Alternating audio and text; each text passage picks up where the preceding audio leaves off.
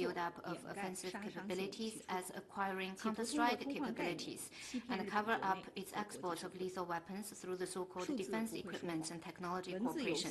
Figures do not lie. Playing on words will by no means whitewash Japan's moves of rearmament. The harder Japan tries to cover up its intention, the more important the international community should stay on high alert. Coming up, Beijing announces Myanmar's foreign minister will visit soon, signaling deeper bilateral ties and concrete plans for broader economic, infrastructure and strategic cooperation. I have something to release. At the invitation of member of the Political Bureau of the CPC Central Committee and Minister of Foreign Affairs Wang Yi, Foreign Minister of Myanmar Ting Mao-sui will pay an official visit to China from June 4th to 6th. Now the floor is open to questions. China and Myanmar are traditional friends, neighbors, and a community with a shared future. Over the past 76 years since the diplomatic ties, our two countries have carried forward the pact friendship, upheld the 5 principles of peaceful coexistence advocated by both, stood with each other through thick and thin. As Myanmar's new government assumed office, Foreign Minister Wang Yi visited the country at the end of April. During the visit, the two sides had in-depth exchanges and reached positive common understandings on deepening friendly relations and advancing practical cooperation in various areas. The upcoming visit will be Foreign Minister Ting Mao-sui's first trip to China since. Next, the spokesman condemns Japan's remilitarization, saying euphemisms hide offensive rebuilds and urging the global community and regional partners to stay vigilant. After Foreign Minister Wang Yi's visit to Myanmar, such frequent exchanges fully demonstrate the political will and keen interest on both sides to deepen the bilateral community with a shared future. We look forward to discussions during the visit on the expanding cooperation under the framework of the 4 major global initiatives and delivering more results. The so-called facts referred to by Japan have nothing to do with the essence of the issue and are just highly deceptive camouflage for Japan's remilitarization. Japan has said nothing about its crimes during the militarist aggression or its obligations under international law, and has failed to deeply reflect on history.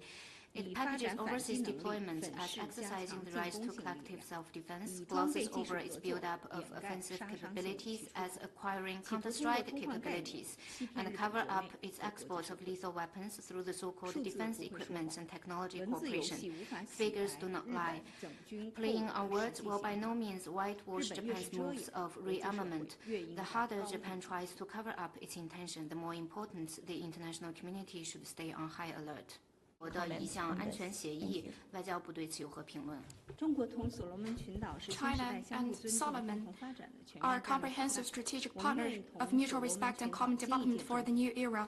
We stand ready to expand practical cooperation in various areas with the new administration so as to deliver greater benefit to the two peoples. Also ahead, China voices deep concern over recent Middle East attacks, urges immediate ceasefires, political talks, and coordinated international steps to restore durable peace. What's your comment? China is deeply concerned over the current situation. The renewed warfare serves no one's interest. We hope relevant parties can cherish the opportunity of peace, honor ceasefire commitment, and keep the momentum of negotiation, stick to dispute settlement through political and diplomatic means, and realize a comprehensive and lasting ceasefire at an early date, and create necessary conditions for the restoration of peace and tranquility in the Middle East. Comment. Relevant reports are the latest example of the Lai Ching authorities' selfish gains from seeking Taiwan independence. By engaging in dollar diplomacy, they have fueled corruption, transfer of interest, and money for power deals, squandering the hard-earned money of the people in Taiwan. The 25 billion expenditure you mentioned is equivalent to asking every resident there to chip in more than $1,000. The so-called diplomatic relations between Taiwan Independent Separatist Forces and Eswatini do not aim for benefiting the people in Eswatini, but for lining the pocket of a small group of vested interests. It is another political theatrics driven by greed and corruption.